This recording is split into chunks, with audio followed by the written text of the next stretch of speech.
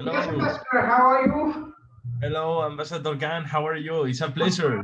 Alhamdulillah, I'm fine. And how about you? And how's Spain and how the COVID-19 is going on?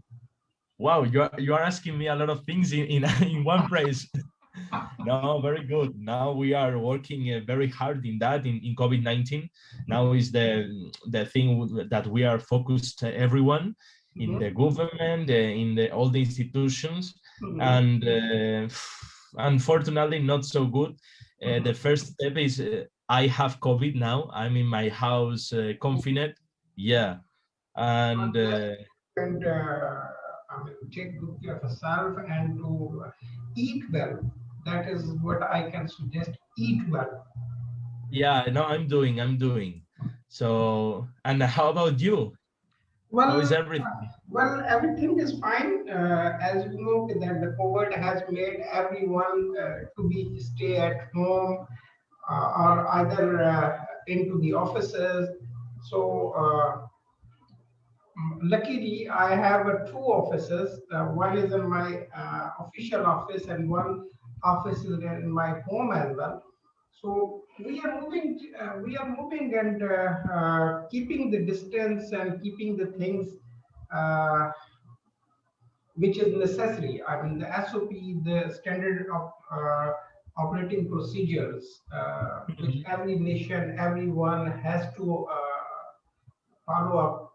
This is a, yes, of course, this is a very turbulent time on a humanity. No, of course. And I think you are ever like having meetings with other people. So now you are making online. Of course, there are few meetings in person as well, and this is, as I told you, from the end of from the middle of the 2020, now the 2021, the one year and 2 months has been gone. This pandemic has made us to be more virtual than uh, the in person, and this is what we Yeah. everywhere we are facing. And how is the government of your country working? Because Well, now, in what country are you now? I'm in Pakistan at this moment. Just uh, it was I was very lucky when the pandemic hit the New York, and on the last flight I came to Pakistan, and I am very much. I feel that at least I was not in New York. I am in Pakistan, so that I am at home at least. Okay. And my But government, every government having its pros and cons. Every government is having a failure and successes, both. So on the Pakistan government is also having a failures and successes both. In some extent, they are failed because of the economic situation which the all developing countries are facing. And the successes is that the government is trying to do whatever they can do into the limited resources. Uh, and the population of my country is not a small population. It is the second largest Islamic country in the world with the population. And obviously, the population also play a very diverse role making decisions. Uh, and unfortunately, the Pakistan was already facing before the COVID. Pakistan was facing an economic crisis also.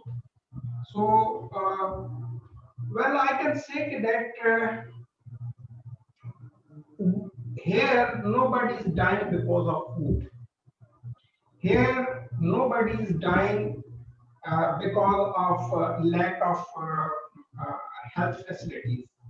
We we have the health facilities enough in place, but we cannot stop people dying because it's not in the hand of medical professions, it's not in the hand of a healthcare workers, it's not in the hand of a government, or it's not, it is in the hand of the person who is going to be died.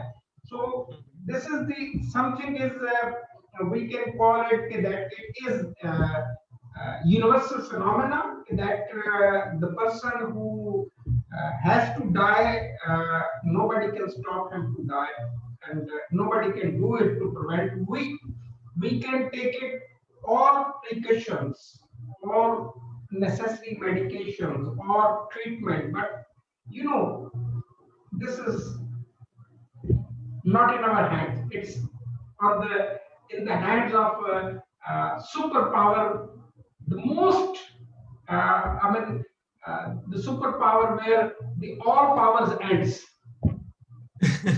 No, this is really hard. Yes, No, very hard. And obviously, we all are facing the same problems. As you know, that Spain was in the European Union, Italy and Spain was having a tragic time during the pandemic in the last year. I mean, the death toll was Yeah, we are very lucky. We are very lucky having the European Union respond. yeah, definitely. Today, is the today the UN celebrating the multilateralism day for peace, and I question the United Nations that today we are facing. It's not a time to celebrate multilateral nationalism, because it is a failure of multilateralism, uh, because of if you are looking at the European Union even itself, if I'm talking about the European Union itself, there are more things political, and you can understand that your country and even Italy having so much concern over the policies of the European Union.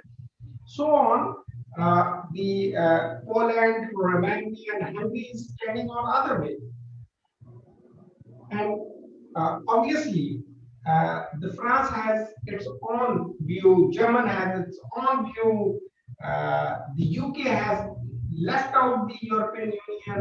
So, basically what I call that the multilateralism is dying. It is dying at this moment. Yeah. As it is, as the democracy is dying. You can see the Belarus, where the Belarus is standing. And what is the response of the European Union? Comments? Nobody knows that tomorrow what will be happen with Romania. Nobody knows tomorrow what will be happen to the Estonia.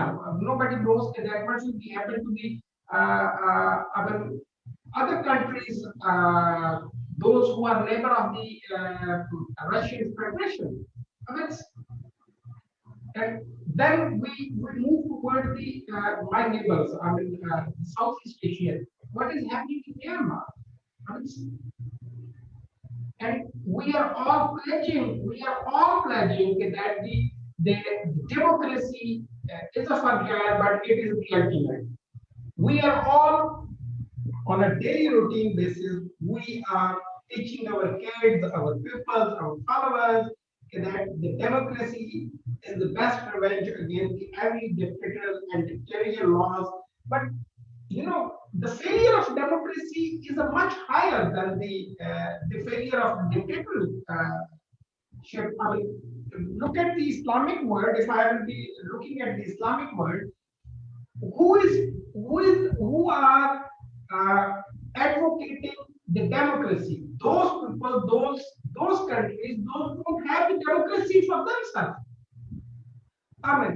For example, if somebody will ask me that, do you believe that Saudi Arabia has a democracy? I will say no. So how the Saudi government can say that the Syrian need democracy? This is this is a joke on the name of democracy. Yeah. If the Iran is a member of the Women Commission, UN Women Commission, while the Iranian women are more suppressed women on earth. So tell me that how I can say Iran is now has changed and every woman in Iran is a free, whether they are taking hijab or No, no, I understand you. not.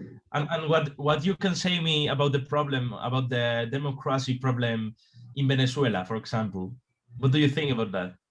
Look, in the Venezuela, the Latin America, whenever we are talking about the specific region, every region has its own pros and cons. Yeah. When we will talk about the Europe have the, on pros and cons and on points to address. When we are talking about the Asia as a whole, uh, in Asia there are divisions. Some the Chinese-speaking countries, English-speaking countries, and the other linguistic group. So uh, we have the different problem than the Europe, and so on. If we are going to the Latin America, there are a different problem than your region and my region. We have to look into that perspective. Obviously, the Venezuela is facing a terrible time, and it is vice versa. What the international community want, what the so-called superpower wants, that is wrong in Venezuela. Yeah. We are not following the will of a people. If we are following the will of people, then we have to enforce first and foremost in the Belarus and the Myanmar, where we can do it. But we don't do. And so on, when we are talking about the terrorism across the world, look at the Africa. Day before yesterday, 3 students have been killed by the terrorists in Nigeria. You have double nationality, no? From Abiso. Yes. But where did you born? I born in Pakistan. Definitely, I born in Pakistan. But Okay. on my services and on my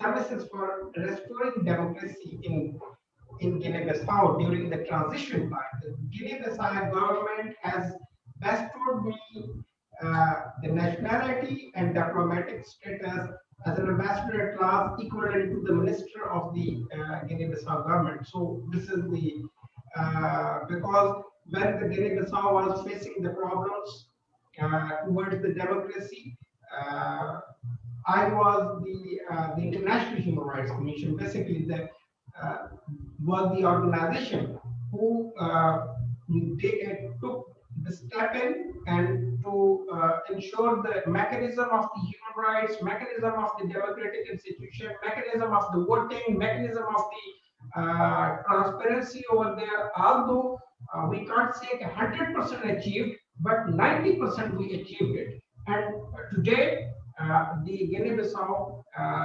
having a third election, and continuously every election we are monitoring over there as an official observer. So we are not leaving them that, okay, now we did it and we leave it. Just like the international community, when Afghanistan was, they wanted to conform with the Soviet Union.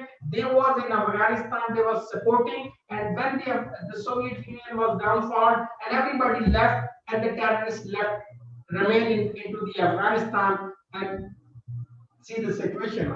This is the global politics and twisted politics in the world. And but when we stand, we never leave it.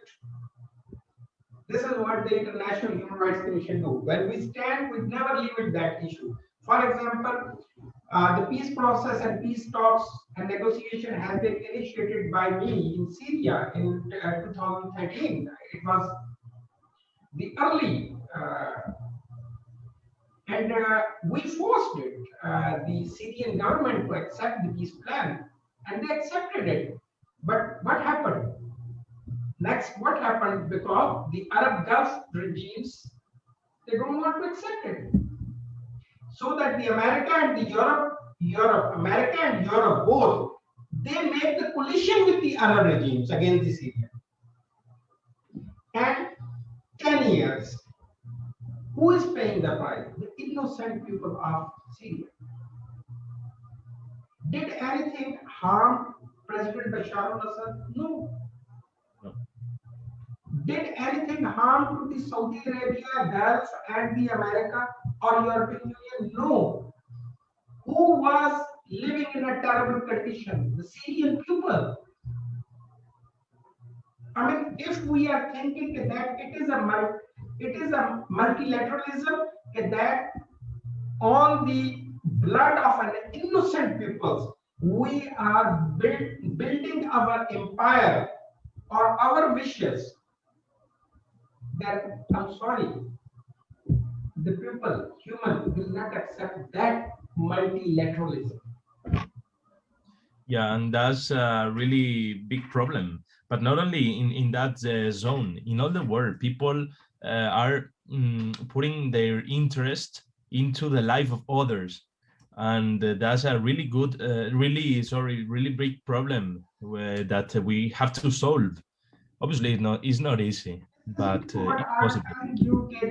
What I want to add it here, because of you young people, young leaders, new emerging leaders, you people are more realistic than the older generation. You people are having a soft heart and realistic minds and straightforward approach toward the issues.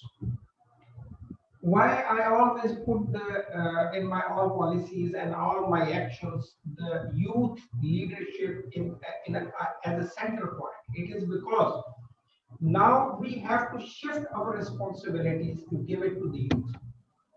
It is a best time.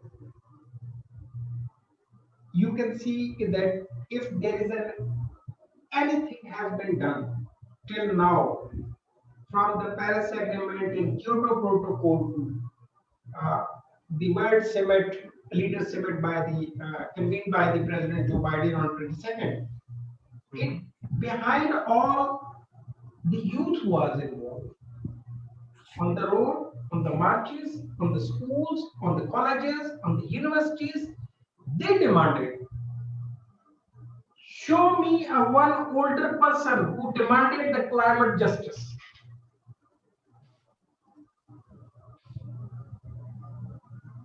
This is what I always says, that when the youth has to do, youth has to wake up us, then why don't we give the power to youth to correct it all what the miseries and mistakes and the blunders has been done by the elder generation? I believe like you. This is, now I don't think so that the world will be get rid of from the COVID-19 till the 2026. It is my opinion, because the intellectual property right is not going to be waived, and the 6 or 7 companies or 5 companies, those who are producing and manufacturing the vaccine, if we calculate the total manufacturing per day, they cannot provide this more than 7.5 billion people vaccine till 2026. WHO is lying. World powers are lying. I mean, look at I can give you the very small example. Out of 195 countries in the world, India is the smallest country, having a 10 million people's population. I was reading today uh, the Ministry of Health update of the Israel. They vaccinated the first dose to the pupils of Israel, and that is approximately, they said, 74%. 74. Yeah. Mm-hmm. And the second dose, they gave it to the more than 45 or 50, less than 50%. This is the 10 million people nation, most richest nation on earth. Wow. That nation who secured the vaccine first and foremost than any other country. Yeah. And see, till now, they cannot vaccinate 100% of their population. And even though the rich countries and developed countries will get vaccinated, how they will open the doors for the other countries and other peoples, how they will move it. So they will be I mean, you can say that they are not living in a prison, they will be living in a world prison. This is what is the reality. And in all that efforts, after the regime change in United States, everybody forgot that how this virus has been initiated, why, who is responsible, and who is responsible to spread in the world. All investigation by the WHO and the so-called WHO leadership has been vanished. Nobody is asking the question and nobody is giving the answer. Yeah. And this is the reality. On other hand, even the rich countries, they are buying the vaccine for their people. That is good. I am not against of it. But what about the people? Because either China is responsible, either Russia is responsible, either United States is responsible of this virus. These three countries.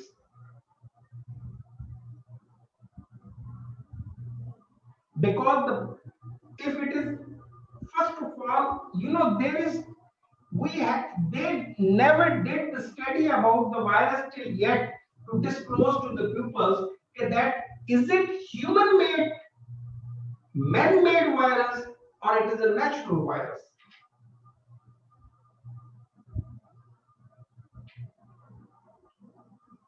You can find out any study. Tell me, I am not saying one single word on it. And as Pfizer company's chief said that due to the variants, might be the third vaccine dose also, the third dose also be required for the people. And I asked the question to the WHO chief.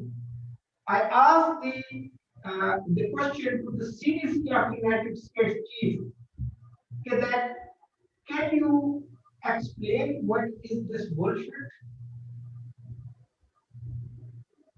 And nobody is responding it. Oh. So there is something they want to hide it. Yeah. This is what I am saying. This is the word that this word is facing the phenomena.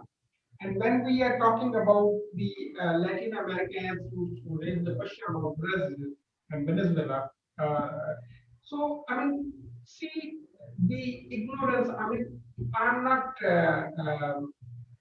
favoring anybody. I'm not favoring. I mean, I might be the person who spoke very clearly in all manners that because I am not the one who should advocate the evils. I am the one who should advocate the peoples. So the situation, obviously, situation in Venezuela is not good, and I think that there must be some democratic norms, but what kind of a democratic norms we want it for? We place the sanction. Who is suffering? People. My question is a very simple to the international community, my colleagues and leaders, that okay, tell me these sanctions is helpful for restoration of democracy and change of regime. If not, why we are killing the peoples?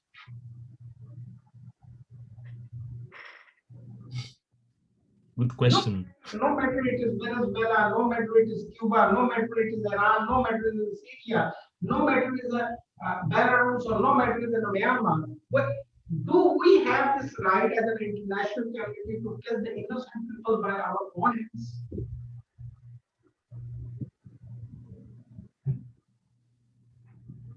We have to look at when we are talking about the multilateralism, then multilateralism comes with the wisdom of collective wisdom. It's not something which can come from the sky and to implement it. It is the human wisdom, a collective human wisdom, which paved the way towards the multilateralism. So if we are not going to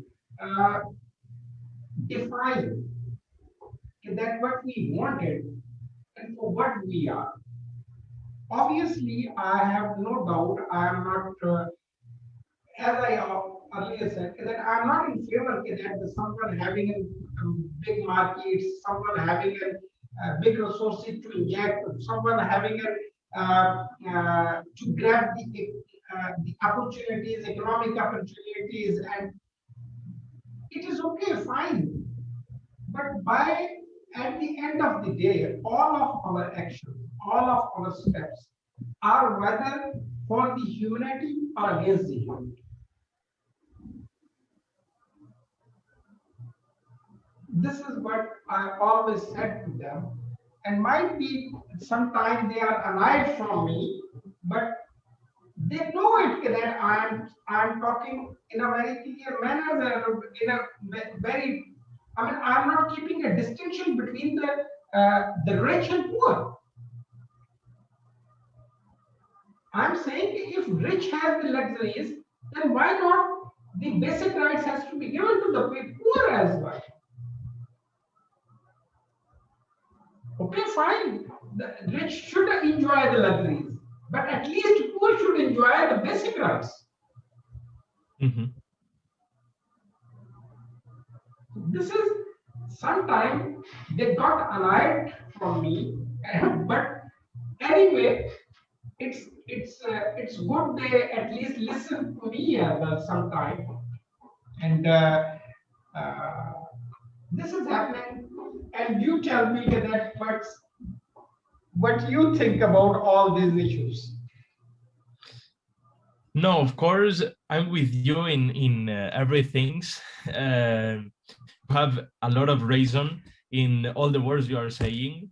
I think the war is getting roast with the past of the time, because the people have the rich people have more power, and they don't use it to make good things. They are taking to make good things, but for them only. And that's not a good solution. No, obviously, if you have money, you have power, you have resources, exploit it and do great things for the humanity to make a different world. I believe so. I think that people are making the contrary thing. They are making bad things, committing crimes to the humanity, and things like that. And about the vaccines, it's a large conversation to have, no? Because yeah, I vaccines. I told you that vaccine, yes, of course, vaccine is a very large segment to discuss. But in short things, that as I said, that I have no problem. Richer to be more richer. I have no problem with them. I am not against to be rich, but I am against snatching the basic rights from the pupils. You know, everybody. So, do you think that that the virus, or yeah, the virus was created by humans to to make a Well, reduction in the population? there are some reports on it. There are some reports on it. And when I'm basically by profession is a lawyer, a criminal lawyer, constitutional lawyer. So when we discuss the things and we read the things and evidence, there are two type of things. One is a very clear evidence. I mean, if somebody killed someone, there is a weapon and it is an evidence, and fingerprints, it's an evidence. But in some cases, when we have a blind crime, I mean, blind crime, we have no accused in front of us, then we move from the evidence to the circumstantial evidence. So, into the COVID virus problem, I study through the circumstantial evidence, and it's led towards my finger on the United States of America, China, and Russia. This is an economic war to destabilize each other. And True. I am very clearly I'm saying that if not today, but one day, China, Russia, and United States has to be answerable before the people, and they will, because time never give anybody remedy. If today the Soviet Union is not existing, it is because that when the crime reach on the heights, there is always downfall. And how are you fighting for that with the organization? How are you like manifesting that you have this point of view? Well, whenever it is a time of virtual conferences. Obviously, I'm making a papers as well. We are making a reports as well, which is disseminated to the world, and we are in a final phase to launch our report on the COVID section as well. Obviously, it's need a very deep studies and the experts as well. And we have gone through the various experts, and they have the opinion, well, different of opinion, but when even different of opinion, but at the end of the day, when we are having, at the bottom line, the line is saying this is. So we are working on it, and obviously we will hold accountable. If we can hold accountable Congo, if we can hold accountable the Somalian, Nigerian, why not we can hold accountable to the United States of China or Russia? We have, the justice should be across the justice, not the selective justice. Interesting. No, it's really interesting. Now, first of all, I want to ask you about your life, because of course I know some things, but I want to know about your biography. Like Well, what? my Yeah. biography is very simple. As I told you that I am a by profession a lawyer, and uh, and obviously when I was a student, I was a student activist in my student life. Then I becomes the minister in the government of Pakistan, in the cabinet of this line Prime Minister Benazir Bhutto, and I served my country as a member of cabinet, and then obviously because the human rights is my profession. It is a profession not by choice. It is, I mean, every lawyer is a human rights defender.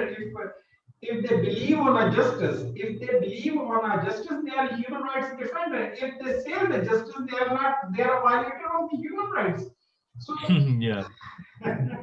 there is a two type of things. So I think that the whole life I was after the justice, not saying the justice. So in the wake of that, I find so many criticism, opposition, character assassination, and everything, whatever you can say. But I survived, and I'm surviving. I mean, when you in my place, if you will ask the question to the big powers, would you survive? Yeah. Would you survive? Look at that. That if you question the Russia, the naval Navalny is over there. He can survive? No. There is always, whenever you are talking truly, truthfully, you have to pay the price. Because today, truth is not affordable, especially in the powerful arenas and in politics. If I have seen uh, the most worst leader in the world in my history who never speak truth. That was Donald Trump, who never speak truth. I know him before the presidency. I know him. I met him many times. He was not a president uh, because of few friends, few common friends. But while he took office as a president, from that day when he left the presidency, he never speak truth. This is my own opinion because analyzing. But even today, if you will go through to any political leadership, they will never speak truth. They will speak truth, but half truth. It is a necessity for survival. So I try my level best to balance myself. I tried, but I cannot hold the truth in me. This is my problem. So if I'm not wrong, the ones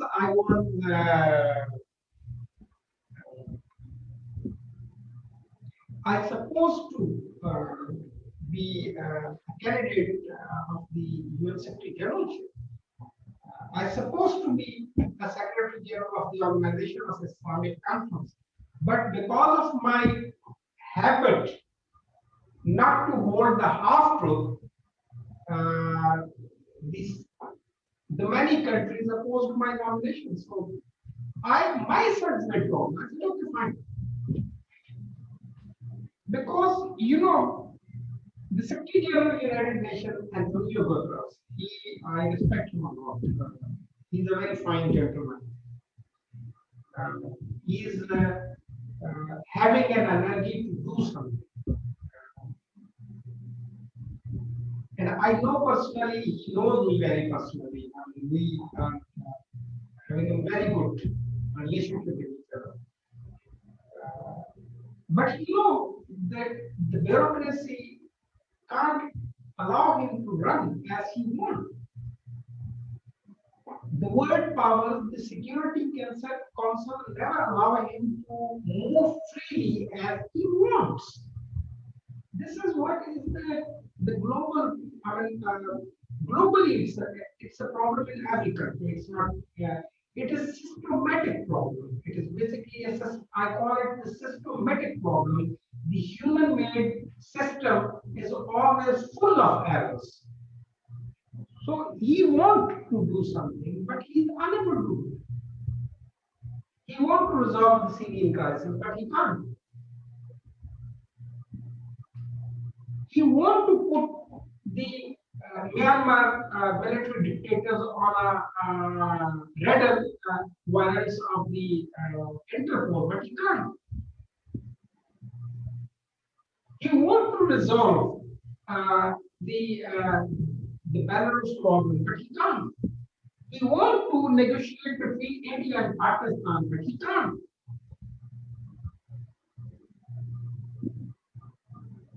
He been 4 years, he been a High Commissioner for Refugees, and I saw him. He was the person who you cannot believe that he moved very fast to help the refugees. And I am a witness of it. He's such a soft and soft-hearted person. I have seen him whipping even all the refugees camps. When he saw the miseries of a young child. He wants to change. You can see he's acting much open than any other Secretary General of the United Nations. But his hands is closed. For that reason, I always say that the failure of the United Nations is that the United Nations doesn't allow its leader to act like a leader.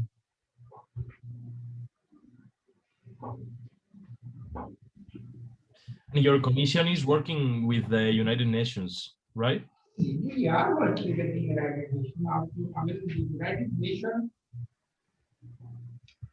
you know, if we will not work with the United Nations and other international organizations, then, I mean, as I said, that all things is reflected. It is whether we do it together or this one alone, nobody alone can achieve anything. So obviously, the International Human Rights Commission have its our one organization, our specialized institution. The one institution is having an ECOSOC status with the United Nations. We are having a partnership, collaboration with the Organization of Islamic Countries. We are having a collaboration, partnership collaboration with the African Union. And obviously, we are having an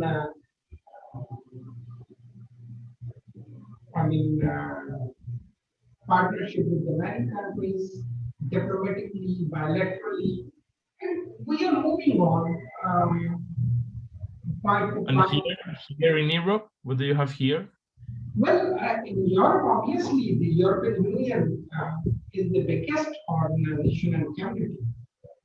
Obviously, we are working with them on a day-to-day basis, on a issue-to-issue basis. but obviously, and we have a representation in the European Union as well. But you have a convene here with the European Union? No, still not. We are, while before the pandemic, I due to meet the European Commission president, but unfortunately, it's a pandemic, and we postpone all the things. There's so many things need to be in-person negotiations. Yeah, but you have like diplomatic mobility here in Europe too. Yes. If you come here, you have all the privileges that a diplomat have. Yes, without problem. I myself definitely have all the diplomatic privileges. Okay. My diplomatic privileges is for every country in the world, those who are a member of the United Nations.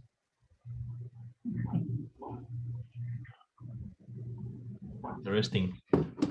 Now, if you want, I'm going to speak you about me. Obviously, as you can see, I'm very young, but I'm going to speak you about what I did and what I'm doing now. And maybe we can speak more about what we can do together or something now, I believe. So yeah, my name is Daniel del Valle, and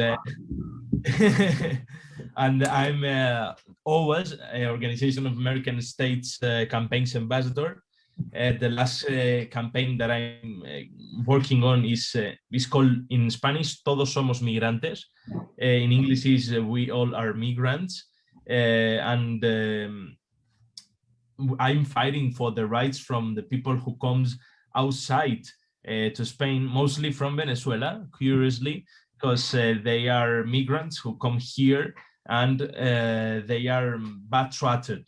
Here in Spain, a lot of people are very xenophobic, and with the people who comes from outside, they are like very hard, they are very bad person. So we are fighting the first of all for that, no, for being peace, to receive them properly, and those type of things. I'm the General Secretary of the International University Circle too. That is organization who realize activities in the most important universities here in Spain, and yeah, mostly from Madrid, Universidad Complutense, Universidad Rey Juan Carlos, like the most biggest one. And International University Circle has more representations in other parts of the world, like Peru, Mexico, United States, and I'm working too with the UN, but only in some campaigns. I'm now in two campaigns. One of them is called Faith for Earth, and the other one is for safe worship. It's from the UNAUC. I don't know if you know the UNAUC, who is led by Mr. Moratinos, who was the foreign minister, the foreign affairs minister of Spain. And now I'm working to, Navid, maybe you know him, Mr. Navid. He's the president of the Peaceful Mind Foundation. Peaceful Mind. Yes, I know him. I know. I know him. Peaceful Mind Federation. I know about that, but I don't know personally, Mr. Navid. I'm sorry, I don't know in person, but I know and I heard in some seminars as well. But I can say that I'm not having a direct knowledge about him, but he's doing a good job. Yes, I know. Yeah. He's ever working a lot. Yeah, I'm in his board advisor with other former presidents or former ministers or actual minister, deputies. And I studied economy in Münster, Germany, and now I'm still studying law, like you. Here in Madrid. You will be and I think you are a singer as well. What? You are doing some singing as well. Some sort of singing also you are doing. Well, thank you very much. I mean, you are a very from the beginning. You are a very good. You have taken a very good start as an entrepreneur. That is, So much. Yeah, and I'm preparing to be you are a a very, diplomat. you are a very active, a young diplomat. I consider you as a diplomat because uh, when I saved in my telephone your number. Let me show you if you can see that you can read it that what I wrote it about you. Yeah, Ambassador Daniel del Valle, Spain. So I considered you as a diplomat, and obviously you will be leading some time of some time your country. I I've been in Spain and I do enjoy this. I mean, because I've been in Barcelona, I've been in Madrid, I've been uh, several times I cross through the train. You like the Spain?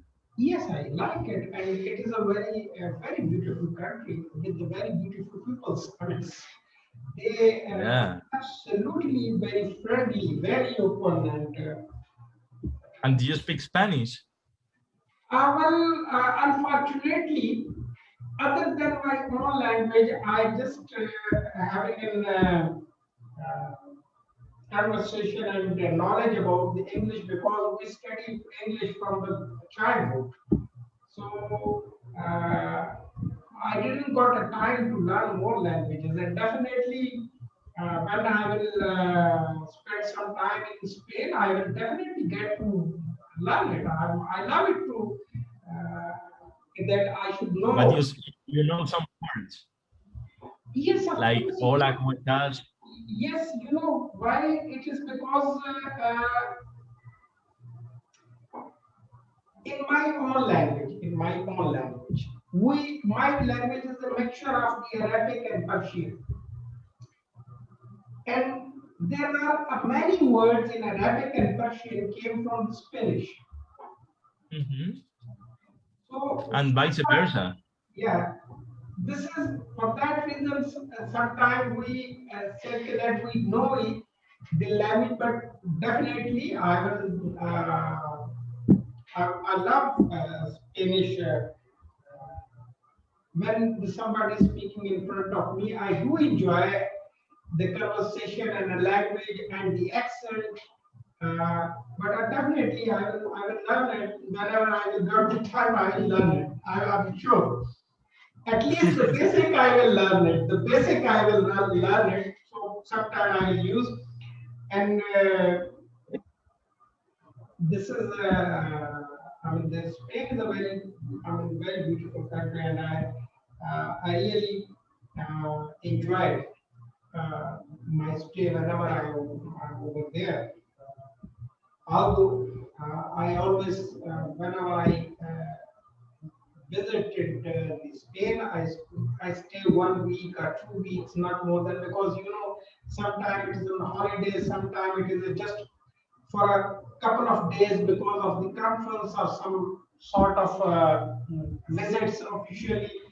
So the next time I will try to live more frequent to Spain and because I'm very much grateful for people of Spain for their hospitality for the people of Pakistan here. Mhm. There are, if you will go to the Barcelona, if you will see the Madrid and the other cities of your country, you will find that there are people from Pakistan there and contributing their own. Yeah, and here in Madrid, we have a lot of people from Pakistan. And in economy and of your country, and definitely this is the vice versa, that we are very much working with each other, and we are looking at that how we can open the society and the world together as the situation. I mean, I know that Spain is also having a very bad hit because of the COVID and economic stability. And I know that the people like you will make it more open. Uh, and especially, I am what is emphasizing on the European Union, which European Union is not taking under consideration. As much as we resolve the issues, as much as we help the poorest and least developed countries, the migration problem will solve. We are opening the door of migration to the other countries. It is just because that we are not helping the least developed countries, because the people are fleeing for two reasons: economic reason and conflict reason. There is no other reason. So let the European Union, as I told you, politics has its own goals. Politics has its own goals. They want to achieve that goals. But in the reality, if we want to address, for me, if I am the European Union chief, what I will do? I will ask the countries that I will force the countries to develop the economies so that the people will not flee that countries toward the Europe. How much the Europe is spending on the refugees. Just spare it sometime whenever you want to see the budget, how much the European Union is spending on the refugees. By that budget, they can every year they can stand one country on their feet.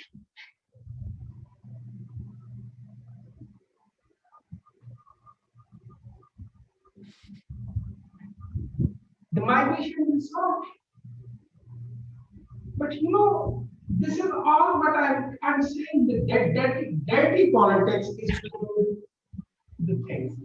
But anyway, I am very much convinced about you, and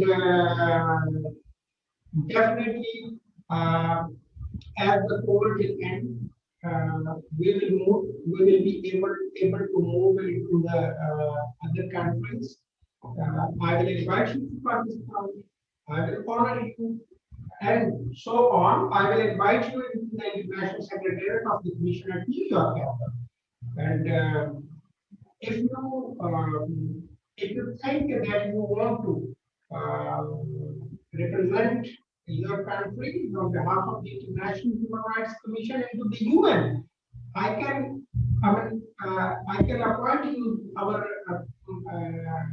representative in the UN Geneva as well, so that you can all the time you will be in the UN, so you can do a lot for the people. But you have your commission has representation in the UN. Yes, we have the representation in the UN. And who is now your representative? Well, our permanent representative is Ambassador Hassan. He is from Lebanon, and he is representing the commission in Geneva. And from Sweden, there is a representative from Vienna, UN Vienna office, and but I have the authority to appoint 5 additional representatives there, so I can do it there. I have no problem in it. I can appoint you into the UN in New York as well. So, or wherever the UN have the station, I can appoint my representative and IHRC representative over there. Wow, it would be amazing. Yeah. So, it is the collective responsibility. As I told you that I want to give, I want to shift it, the responsibilities, elders' responsibilities to the younger generation so that they should lead the things today and obviously tomorrow they will lead it, but why not from today we have been forward? So let's we bring some change. Obviously, I will be not the one to occupy this seat forever. I have to leave someone. So why not pre-exist? Why not if some young person can take my place to lead the organization? It is good for it is very good. very good. And now if you see, and I was speaking about that with one friend I have working in the UN. He's representing Slovakia to the UN. Is the permanent representative there in New York.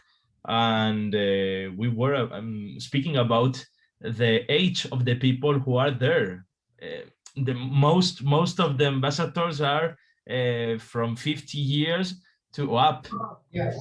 And obviously, we have to increase the young people, the leader age, the young leader in those organizations. I moved this suggestion to the United Nations.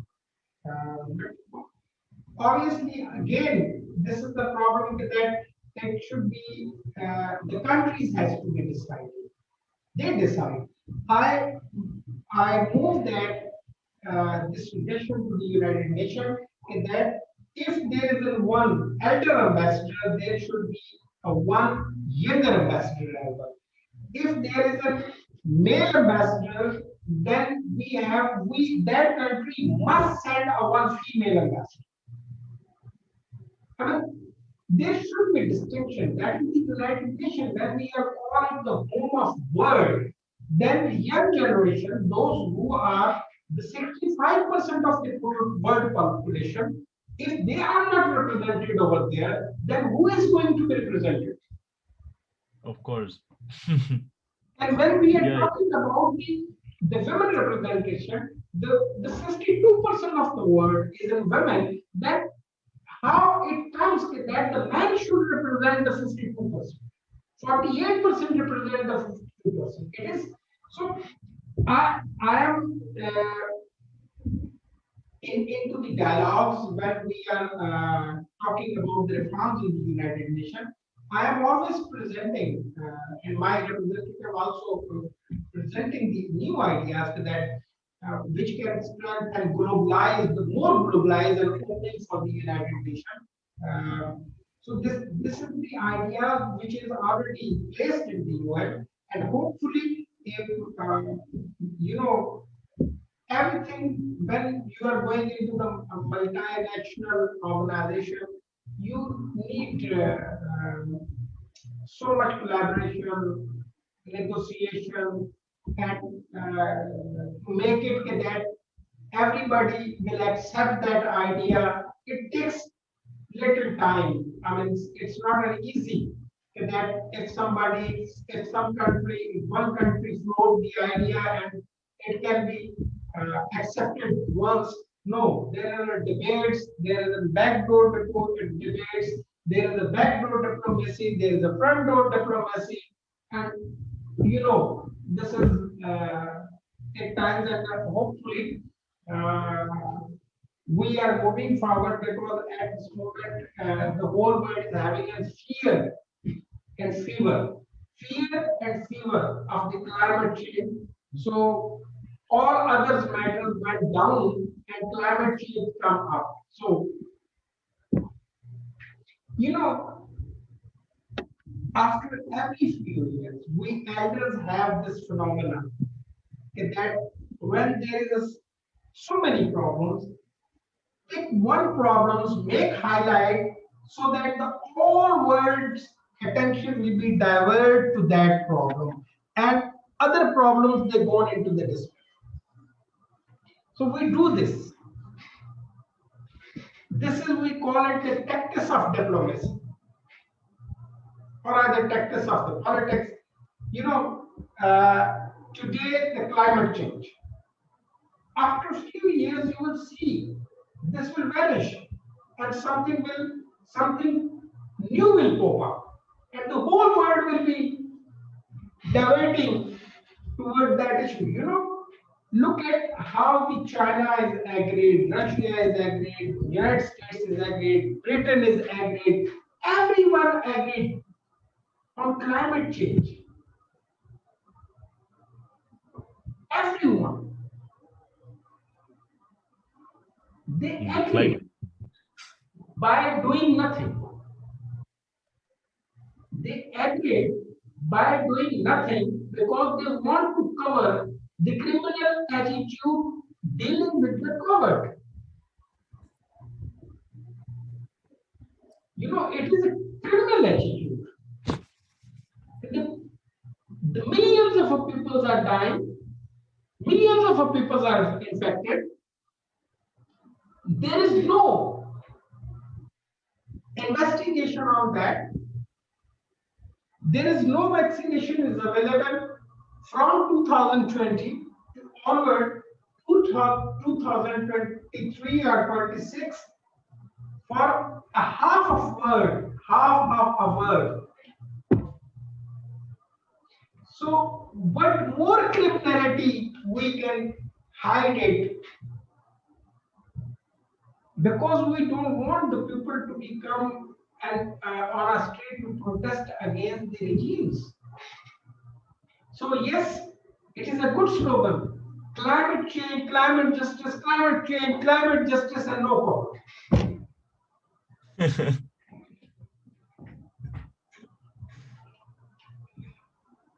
Yeah. You know, you see your European, do anybody is talking about the COVID as they was talking in the early, in the beginning of 2021 or in the end of the 2020? Everybody is today talking about the climate. And still they don't know that this pandemic is a pandemic really or not. Still nobody know about it. I'm an educated person. You are an educated person. Ask anyone.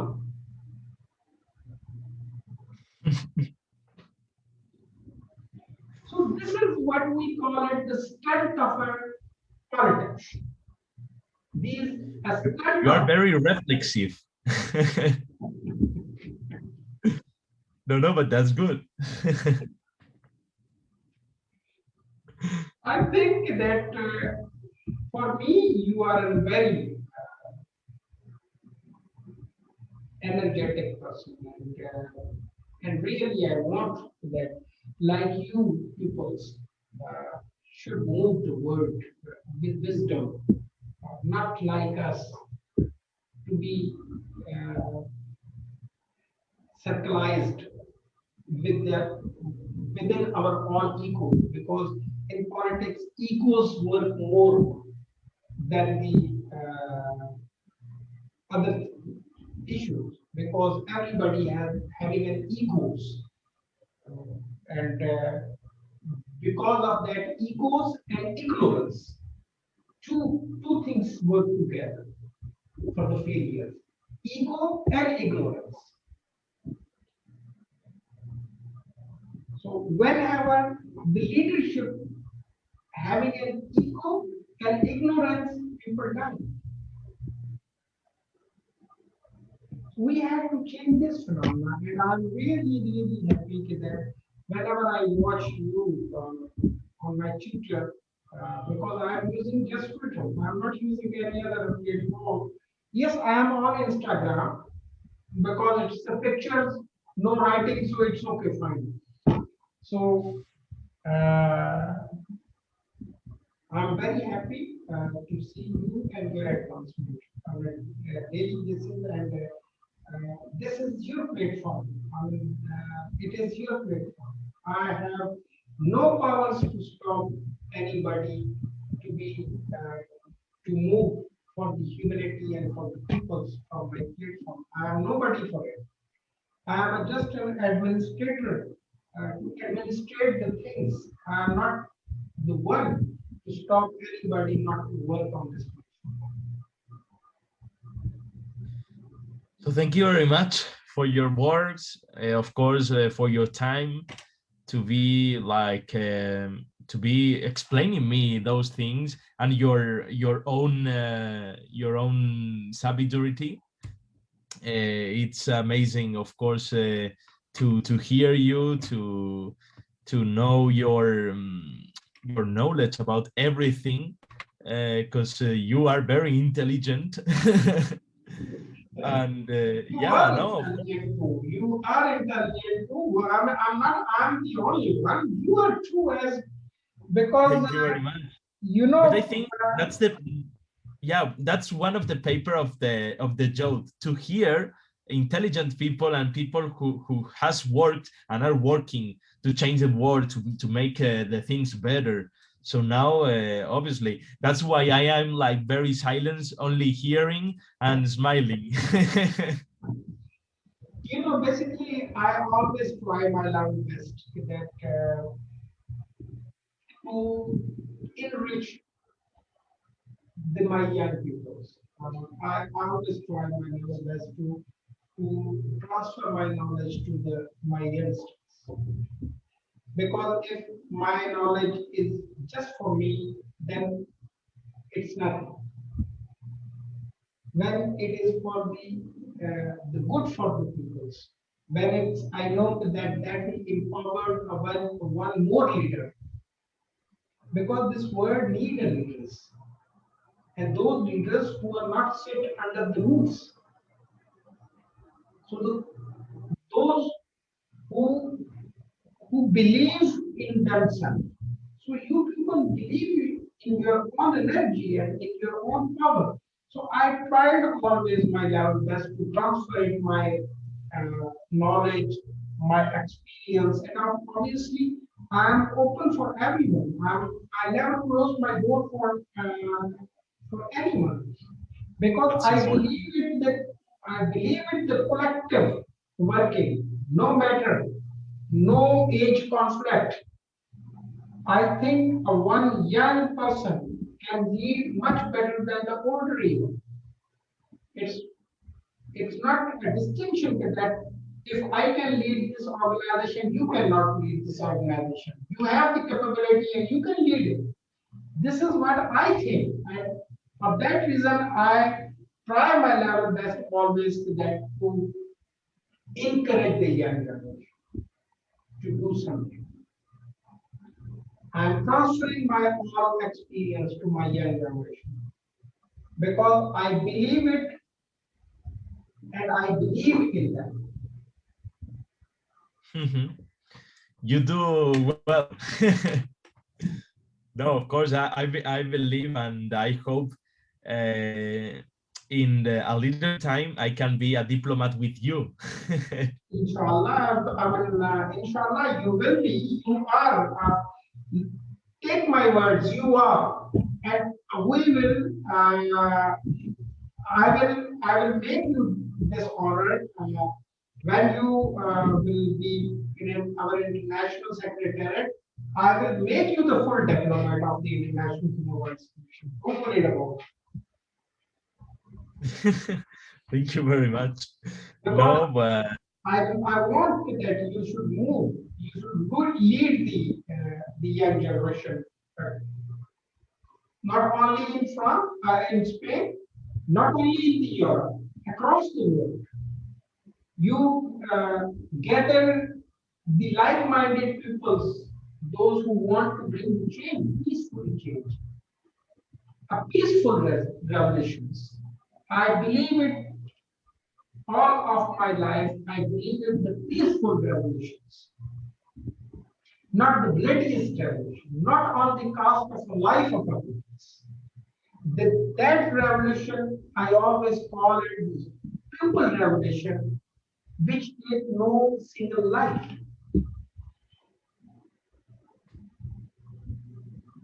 This is what I believe in, and I believe it that the young generation can move it with that revolution in every country. And the one more than half of the countries will having a leader like you young people, I'm sure the hypocritic politics will die.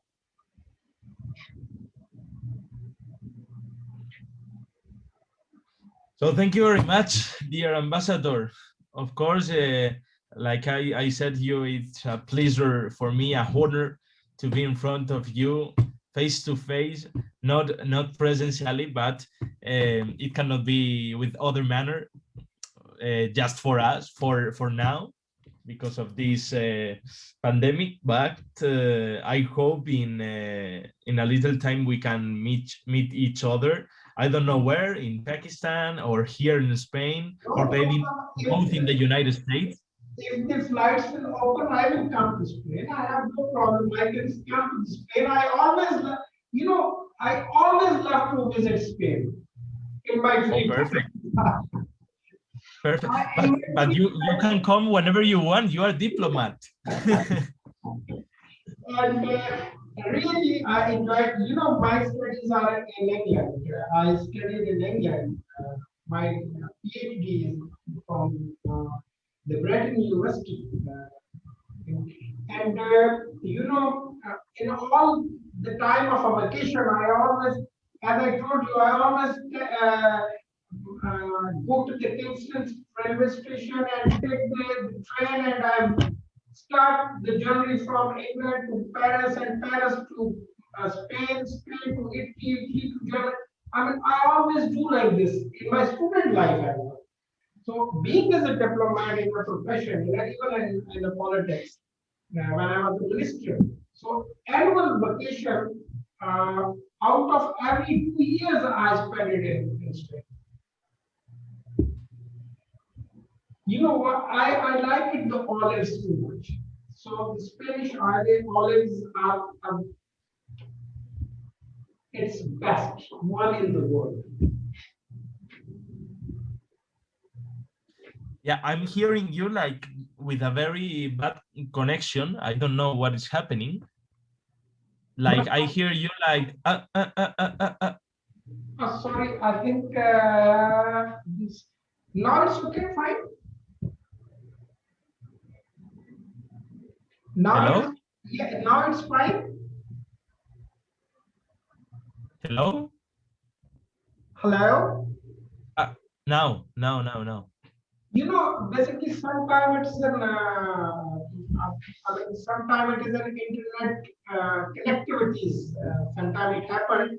But I said that I always love to eat the best olives in the world from Spain, so that the best olives. Boys, wow, they are amazing. Yes. Yeah, I love it too. I love olives. Best one in the world are Spanish olives. Yes, I admit. So, and what's the most typical food in Pakistan? Well, we have different foods. We have an Arabic type foods. We have the Indian type foods, and basically our food and Indian food is just little different, but because of spices, we use less spices. Indian use the much spices, but it is similar. Mm-hmm. If you want to see, you can go to in the metro. There is a Pakistani restaurant, I think. Yes, I have it. I will see and send you address whenever you will be free from quarantine. Go over there, eat the Pakistan food, and they will welcome you with very open arms. I want to go. Of course. Definitely, I will look forward to receiving you, and I will look forward to seeing you in person as well. And in the meantime, because at this moment the whole institution almost has shut it down because of the COVID situation. Even the United Nations in Geneva, they are not particularly working in person. In the New York, it's difficult because of the gatherings and the things. So hopefully the time will change very quickly. In the meantime, if my country will open the flight operation or your country will open the flight operations, we will definitely visit each other. Don't worry, and I will take care of you. Perfect. So thank you very much, dear Ambassador Khan. And obviously we keep in touch and speaking. And of course, I'm open if you want me to do myself a diplomat. Obviously, I told you that you are a diplomat of the International Human Rights Commission. In the coming weeks, you will get the notification of an appointment. Don't worry about that. Perfect. As I told you, I want the young generation to lead. It is a time, and you will definitely our doors for you 24 hours, 24 hours, 7 days in a week. It's an open for you and for the young generation leaders. I no need to be convinced myself. I am already convinced that the change in the world will bring by the youth. Yeah, youth, we are the present, not the future. If you remember my discourse yesterday. When the people say that the future, I said no, they are the today. I cannot put them for tomorrow. They are today. They are the reality of today. Of course. So I will look forward. It's very nice having you, Daniel, and the same.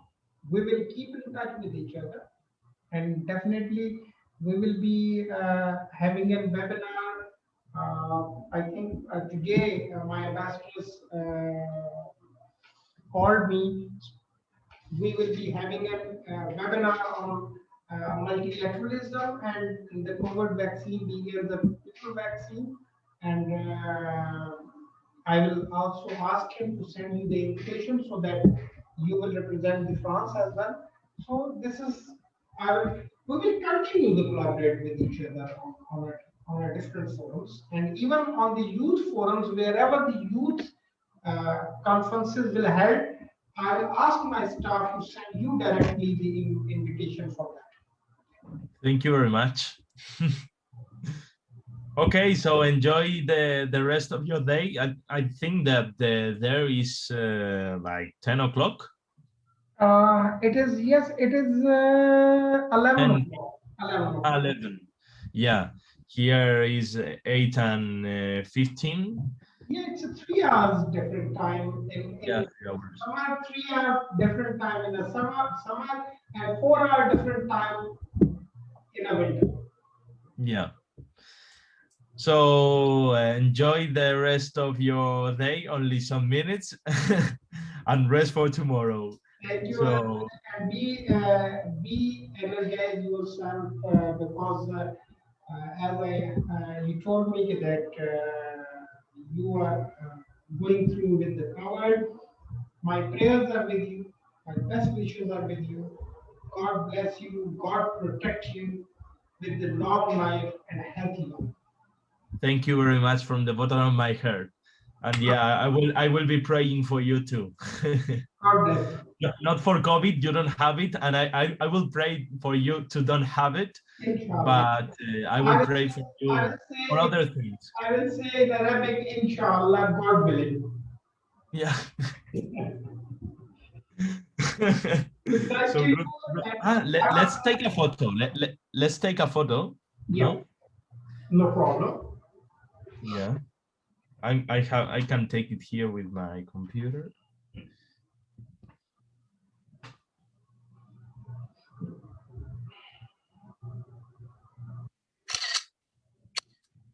Okay. Thank you. Perfect, Ambassador. Thanks so much. God bless Bye. you. Good capacity. Bye. Bless you. Bye.